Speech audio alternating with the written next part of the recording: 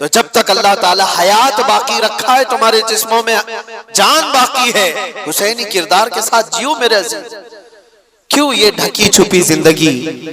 آج جانتے ہو سب سے زیادہ آج ہمارے اوپر جو معاملات ہیں کہ ہر چیز تمہاری نشانے پر جو لی جا رہی ہے، اس کی وجہ یہ ہے کہ تم ان تمام چیزوں سے بھاگے بھاگے پھر رہے ہو۔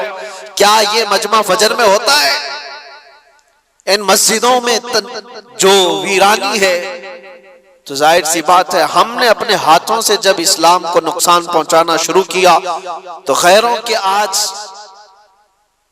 لگائے ہوئے الزامات اور ان کے دیے ہوئے مصیبتوں کا واویلا کیوں مچاتے ہو؟ ہم نے خود اپنے ہاتھوں سے کتنا برباد کیا ہے۔ شادی محلوں میں جا کر دیکھو کون سا اسلام دکھتا ہے؟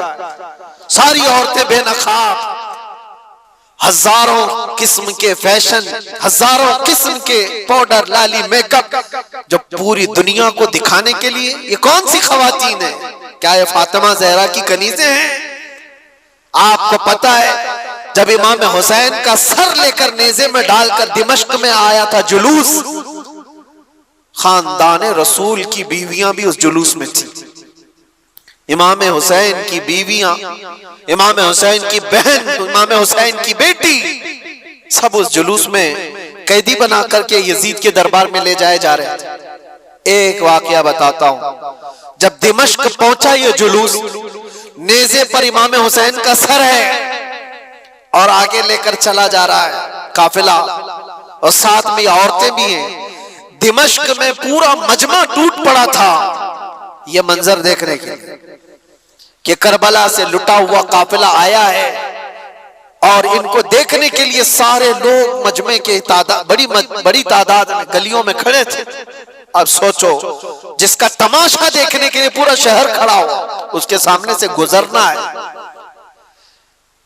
اس مجمع کے بیچ میں ایک بوڑھے صحابی تھے، رسول اللہ صلی اللہ علیہ وسلم کے صحابی، وہ دیکھ کر کے رونے لگ گئے کہ کیا منظر ہے، میں نے اس سر کو دیکھا تھا، یہ سر وہی ہے جس کو رسول اللہ بوسہ دیا کرتے تھے، میرے آقا اپنی زبان ان کے منہ میں دیتے تھے، امام حسین کو اپنا لعاب چساتے تھے۔ وہ صحابی دیکھ کر کے دوڑتے ہوئے مجمع میں آئے، یہ جو قافلہ جا رہا تھا اس میں دیکھ کر پہچان لیا بی بی سکینہ۔ توجہ چاہتا ہوں میرے عزیز، بی بی سکینہ کو دیکھ کر پہچان لیے کہ یقیناً حسین کی بیٹی ہے۔ قریب آئے، ہچکیاں بند گئی، کہا بچی ہماری زندگیاں قربان تمہارے گھرانے پر، ہم کچھ نہیں کر سکے، ظالموں کی حکومت نے تمہارے بابا کو شہید کر دیا، بچی بتاؤ میں ملک شام میں دمشق میں رہتا ہوں، کوئی حاجت ہو تو مجھے بتاؤ۔ اس موقع پر جو بھوکے اور پیاسے قیدی آئے وہ اپنی حاجت کیا نہیں کہہ سکتے تھے؟ آپ نانا جان کے صحابی ہیں؟ سکینہ نے پوچھا، انہوں نے کہا ہاں بیٹی میں رسول اللہ کا غلام صحابی، کچھ حاجت ہو تو بتاؤ۔ بی بی سکینہ نے کیا حاجت مانگی تھی وہ میں میسج دینا چاہتا ہوں۔ کہا کہ میرے نانا جان کے صحابی، یہ میرے بابا کا جو سر نیزے پر لے جایا جا رہا ہے، اس سر کو تھوڑا آگے بڑھا دیا جائے، آگے لے کر کے جائیں۔ اس صحابی نے پوچھا کہ کیوں، ایسی خواہش تمہاری کیوں ہے؟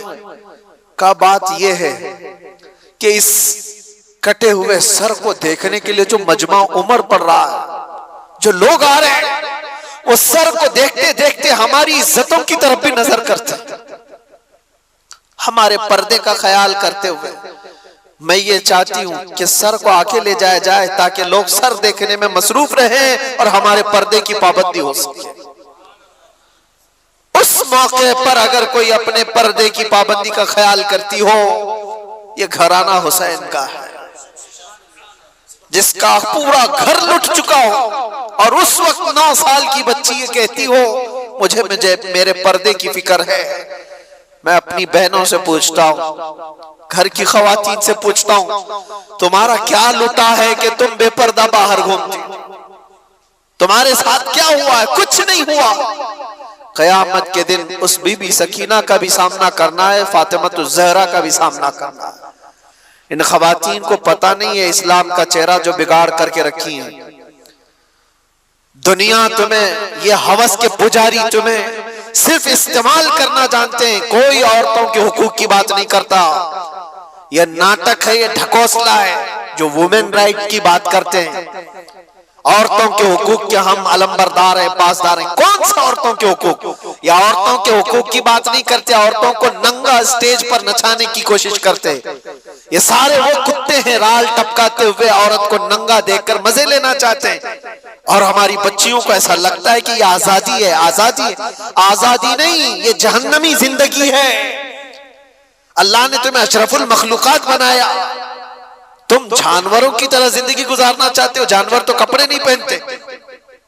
اور یہاں عورتوں کو ایسا لگتا ہے جتنا شارٹ لباس پہنیں گے اتنا فیشن ہے، جتنا کم کپڑا پہنو تو فیشن ہے.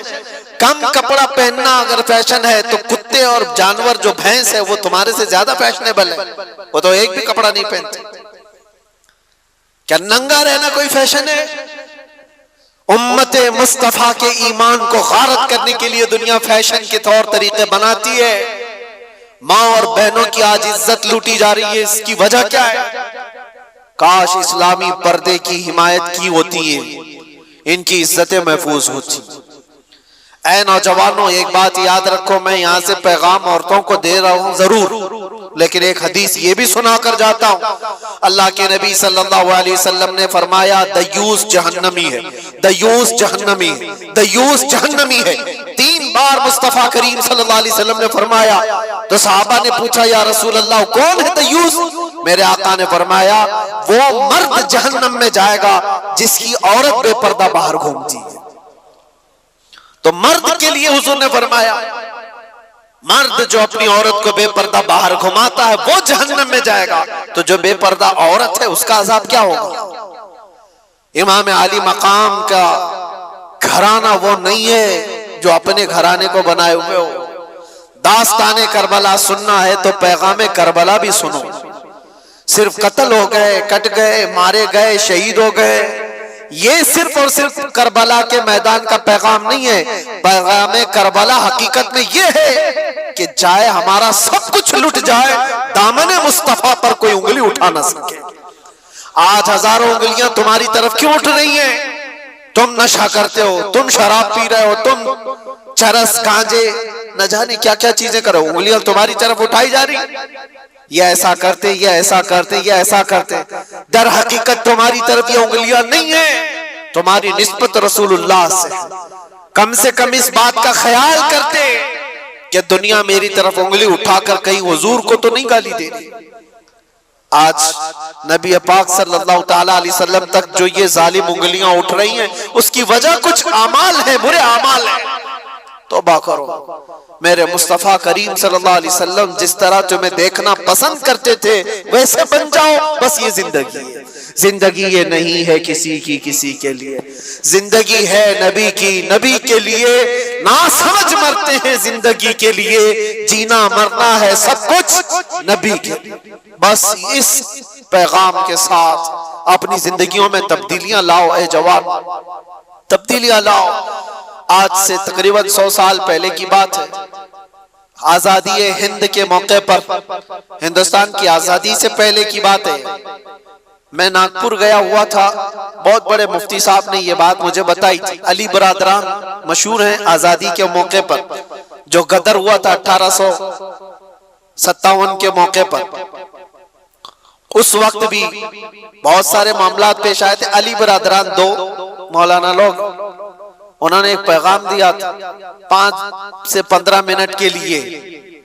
ناگپور اسٹیشن پر بہت سارے مسلمانوں کا مجمع آیا اور ان سے پوچھا کہ آج کے حالات میں کیا کرنا چاہیے. انہوں نے صرف 2 جملوں میں کہا تھا، میں کوٹ کر رہا ہوں صرف اس بات کو اسے لیے کہ حقیقت ہے یہ. کہا کہ کچھ نہیں، سب کو ٹوپی اور داڑھی کنٹینیو پہننا چاہیے. ٹوپی کنٹینیو پہنو، داڑھی کنٹینیو رکھو. کہا اس میں کیا میسج ہے؟ کہا تمہیں پتہ نہیں اس کا رعب اللہ تعالیٰ دلوں پر کیسا رکھتا ہے. تمہیں کچھ کرنے کی ضرورت نہیں، اخلاق رسول میں ایک بار ملبوس ہو جاؤ. میرے عزیزوں، نہ تمہیں تلوار بھالے نیزے اٹھانے کی ضرورت ہے، نہ تمہیں جنگ و جدال کی ضرورت ہے، تم ایک بار مصطفیٰ کریم صلی اللہ تعالیٰ علیہ وسلم کی سنتوں کو عمل میں لے آؤ، ایسی ہی تمہاری چلت پھرت سے کتنے کیڑے مر جائیں،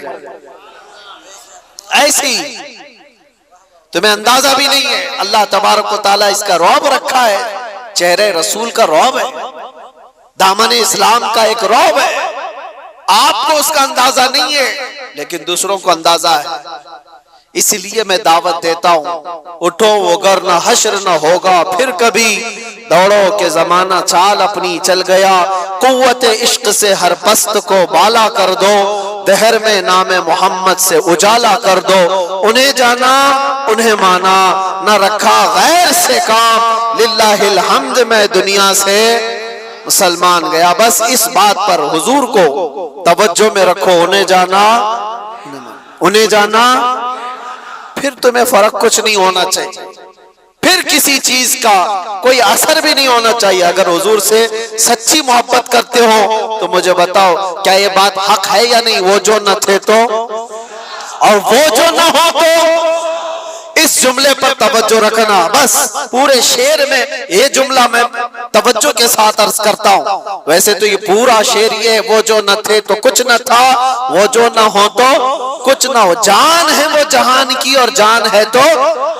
لیکن اس پورے شعر میں صرف اتنا جملہ یاد رکھنا، وہ جو نہ ہو تو، بس وہ جو نہ ہو تو ہماری زندگی کچھ نہیں، ہمارے نام کے ساتھ وہ جو نہ ہو تو، ہماری قبر میں بھی وہ جو نہ ہو تو، قیامت میں بھی وہ جو نہ ہو تو، کئی اذانوں میں وہ جو نہ ہو تو، قرآن میں وہ جو نہ ہو تو، ہر جگہ پر یہ جملہ یاد رکھنا، وہ جو نہ ہو تو۔ اسی لیے اقبال نے بھی کہا تھا، آبروئے ماں زنام مصطفیٰ است، ہم سب کی عزت و آبرو مصطفیٰ کے نام سے ہے، ہر چے دری دنیا بادے مصطفیٰ است، جو کچھ بھی اس دنیا میں ہے وہ مصطفیٰ کے بعد۔